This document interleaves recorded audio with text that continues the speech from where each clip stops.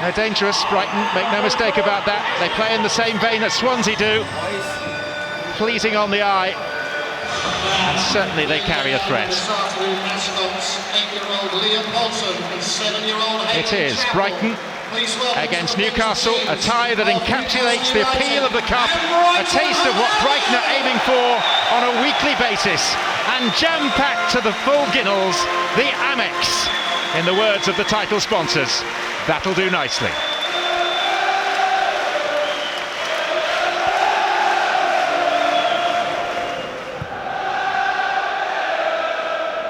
Oh, Best has crept in there.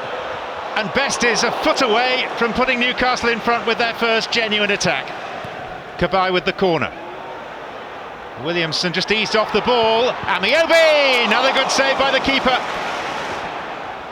Mikhail Smith. That was better. It was a good effort too.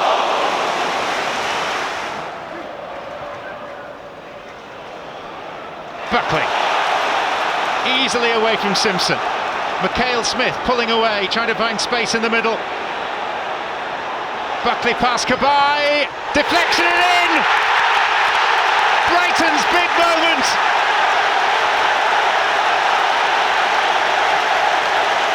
Slice of fortune about it! As Will Buckley disappears beneath the pile of Brighton players.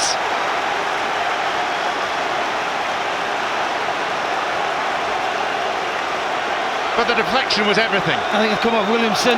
He's been their best player by far today, Buckley. He's the only player who's carried a threat in my eyes. Good pace. He just fronts Cabaye up. He hits it with that, but Williamson turns his back slightly, comes off his right foot. And Tim Krul's got no chance. Little step over, uses that pace he's got. Deflection, the goalkeeper's got no chance. It's slightly against the run of play. But was any player in a blue-white shirt going to do anything for Brighton today, he was the man. And you know what, that was going well wide, wasn't it? It's an own goal by Mike Williamson. It will have to go down as such, and he bagged an own goal at Stevenage last year. History has repeated itself in a horrible way. A truly memorable day for the soaring Seagulls of Brighton. The club that nearly died, alive and well, and through for the second season running to the last 16 of the FA Cup. Dick Knight, the president, the man who helped to save the club some 10 years ago, watches on and applauds quietly. Matt, good afternoon.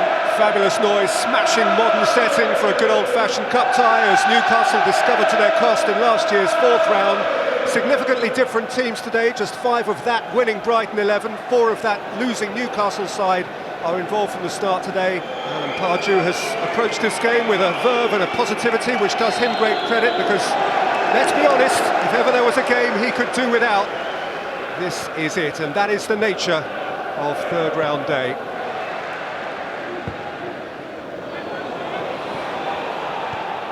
That's what happens when you get a winger playing right back. Things like that can occur. Well, here's a full-back playing effectively on the wing, Bridge. With Orlandi up alongside him now. Bridcut. And beyond Barnes. And Lopez has got into his natural position now and has kept it alive. Lopez with the cross. He's back beyond Elliott, away by Perch, and away further by Anita. Well, as I mentioned before, Dicker does terrifically well. I mean, Lopez to keep it in, begin with, and then just instead of playing it in on his right and risking the block, Dicker does very well to get on the end of that, and Perch deals with it. Now, is this a pen? Orlandi just coming inside? I think he's looking for it. You know, I don't really think Tavernier makes that much of an effort to get across him. Barnes eases it out again. Lopez drives it in, and that's a very good catch from Elliott. There was fizz on that, all right. That was outrageous, really, from that far out with the angle against him, and yet he caught it beautifully, didn't he? It's not just the power he managed to get behind it, Lopez here, but it's the direction. How good is that? He was just going to miss that far post, but beautifully struck. You'd have forgiven the keeper for turning that over, wouldn't you? Hammond. Lopez. Heater, and now a bit of pitch for Obertan to run into. And Bridges nowhere, and Alab has come across to meet him. Obertan. Lopez well stationed and very calm, and it came to naught. Well, after doing really well, Obertan, just very disappointed ball in. I thought he was just going to hang it up a little bit and try and get it on Amiobi's head, but it was to nobody in the end. Amiobi off the back of Bigaramana's win. Abeid. Bigaramana had a go, and Abeid wanted to follow it in. Alab saw it behind. Well, the good thing for Ankle Gridden then was that was just straight at him. But that's what I was talking about early on, Peter. If they leave somebody in that position and he gets robbed, then they are vulnerable to that. It's straight at the goalkeeper from Bigaramana, and there's no real problems for him just to beat it away.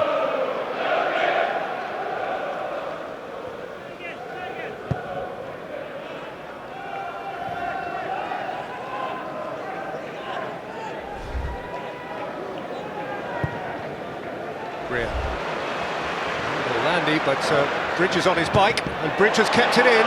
It's all Landy. Scores!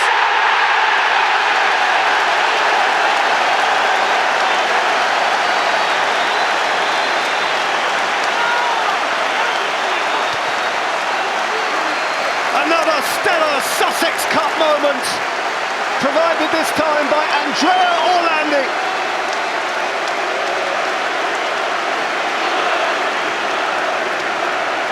Alan Pardew taking note of a setback at Brighton again. Well, I mean, they've done this time and time again. Greer plays a beautiful ball. I thought maybe it was just going to beat Wayne Bridge for pace, but he does extremely well, the fullback, to keep it in play. It didn't go out. And I'm surprised really at Williamson, the way he's allowed to just control it. And it's not the greatest touch, is it, from Orlandi, because it takes him back inside like that. He wanted to keep it on his left, but in the end I think he improvises beautifully, just to flick it again with his left foot. And Williamson could have got tighter to that, didn't, and probably on balance Brighton have just about deserved it. It's another Newcastle SOS in the FA Cup. Beaten here in the 4th round last year, beaten at Stevenage the year before, without an away win in this competition since they beat Cheltenham in 2006, and now in desperate search of an equaliser again. 9 away FA Cup ties without a win over the last 6 or 7 years.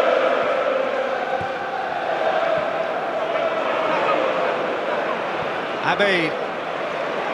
Hammond couldn't take it, Anita did. Vernon Anita, Shola Amiobi, Anchorgreen's behind it. Yeah, again it's at him like the earlier effort we saw from Bigaramana.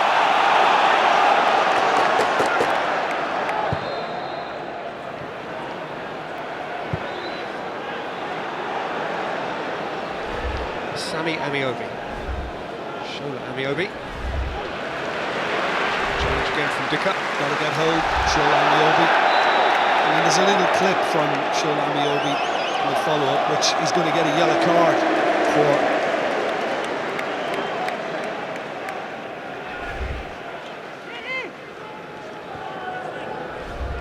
Bridcup. Dicker. Hammond. Carl Smith ahead of him, Barnes ahead of him, Lopez wide, here's Bridcup. Orlandi!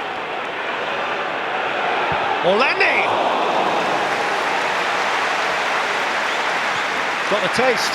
Yeah, not quite as lethal on the weaker side, on the right foot. I mean, ideally you'd want to get it down the left-hand side, but once it opened up, it's a decent strike.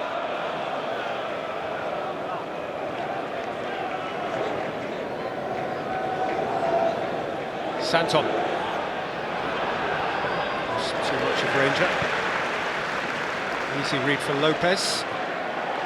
Brought away by Bridge, who is prepared to take on Sammy Amiobi in a straight race.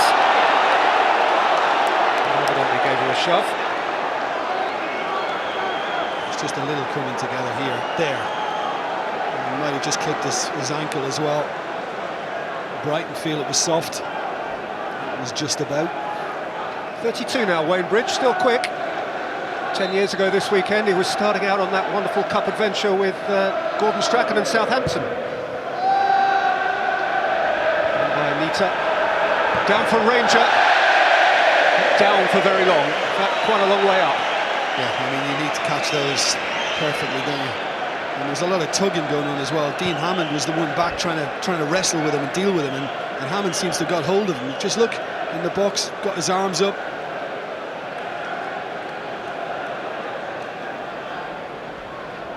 And as well, just in front of them as well, El Abd and Amiobi, as per usual.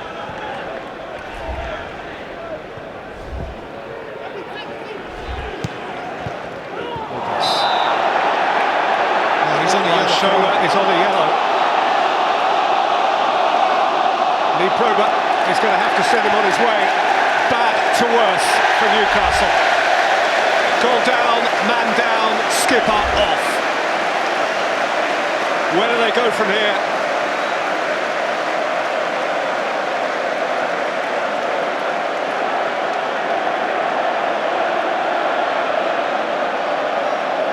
There's very little in that. I mean, I think Lopez, I think, in my opinion, Lopez has exaggerated that. But it's the first one, I think, that's the problem, and that's innocuous. I don't think he's trying to leave anything on Dicker then. And I think Lee Prober wrongly booked him for that. And I think the two are soft, particularly the first one, but I think that's very, very unlucky.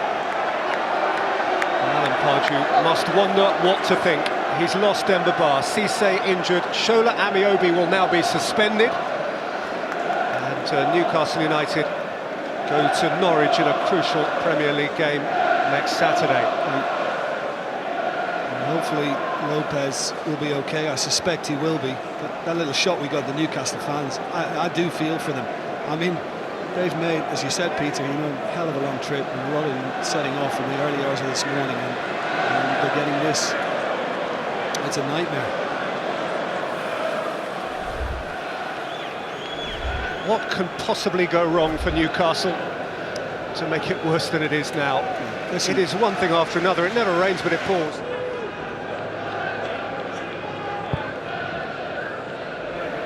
And it's free kick. Williamson to attack it. Mavo! That is one terrific block. Was it Brickcut? Brickcut again. Absolutely brilliant. I'll tell you what, it might have been a problem for the Dane to stop that, because it breaks very, very kindly here for Newcastle, right onto Marvaux's left peg, and that was headed. That's brilliant from Brickcut. It's a very, very efficient game. More than that, Liam Brickcut, a wholehearted game. Really wants it for his team. Needs his corner. Williamson again with the win. The header over from Niall Ranger. Yeah, I think El Abd does just enough. Makes it a little more problematic for him. Do well to keep it alive. Newcastle with Williamson far post, but he was very, very close in attendance, wasn't he? Just pulling away, grappling, and just made it difficult for Rangers to get over it and keep it low.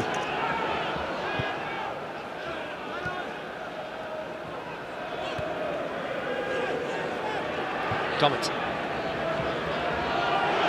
Sammy Amiobi. Amiamu's pulled back, and Ankergren had to claw at it to prevent it from being deflected in beyond him. I'm not sure it was going in, Peter, when it came across, but he was allowed to kind of go a little way with it as well, wasn't he?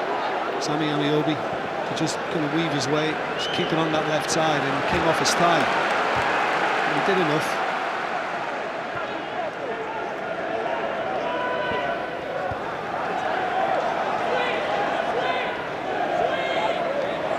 Lualua behind Barnes, gathered willingly by Hoskins. Fresh feet, twinkle toes. Dicker. Brickcut. Old Hammond. Lopez. Set back for Brickcut. Lopez. Hammond. Lopez. Lualua, Santon's going to meet him.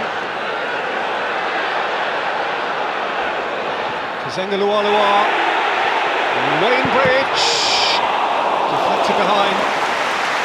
Off Tavernier. Yeah, James Tavernier. I think he was relieved to see it drift past that right post.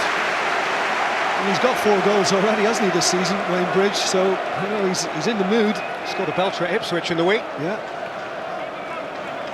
Well, it's a nice position to take up, isn't it? And he's just hurried a little bit by the first touch, which was maybe slightly too heavy.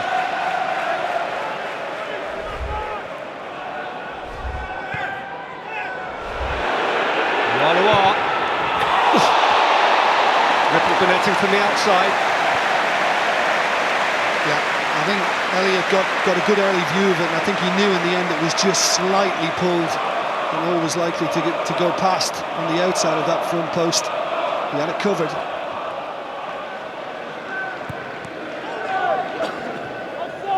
On by Dicker.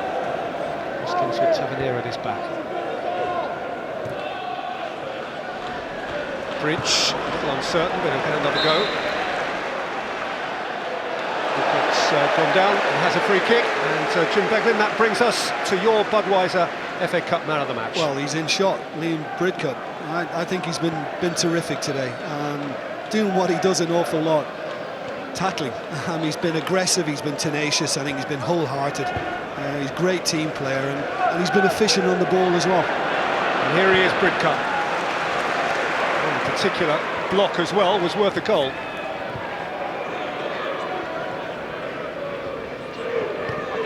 Lopez rolled in for Hoskins, onside, Will Hoskins! Brighton have done it again! The cup has struck on the south coast. They just feel its magic here. Done and dusted. Barely past lunchtime on third round Saturday, and we have the first third round upset. I think, you know, all afternoon I think Brighton have had a better intent about their passing, they've had more purpose on the ball, and as soon as Lopez picks this up, it's not offside from Hoskins. Williamson gets it wrong. Williamson lets him get wrong side, and now he's got no way back, and it's just a case of keeping his head. And doesn't he do that really, really well, Hoskins, and very coolly to slip it through Elliott's legs? And that should be next round. Will Hoskins, age of 26, now has FA Cup goals in the colours of Millwall, Watford, Bristol Rovers, and here for the first time, Brighton.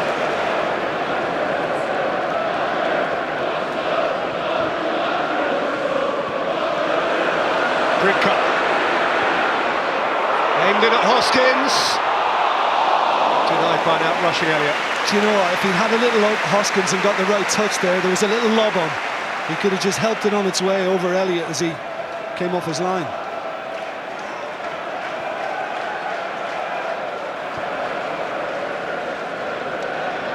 Amiobi.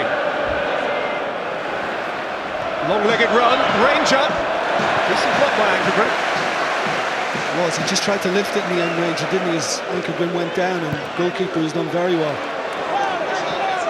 3 stoppage time minutes for Brighton to negotiate. 3 minutes between them and round 4 again. At Newcastle's expense again. And it's not a surprise, Peter. You know, we speculated about that at the start, didn't we? It's not a big surprise, based on what Brighton have been doing, and the team that Alan Pardew had to pick. You know, it's tough on them, but they just haven't done anywhere near enough. Newcastle and Brighton fully deserve it.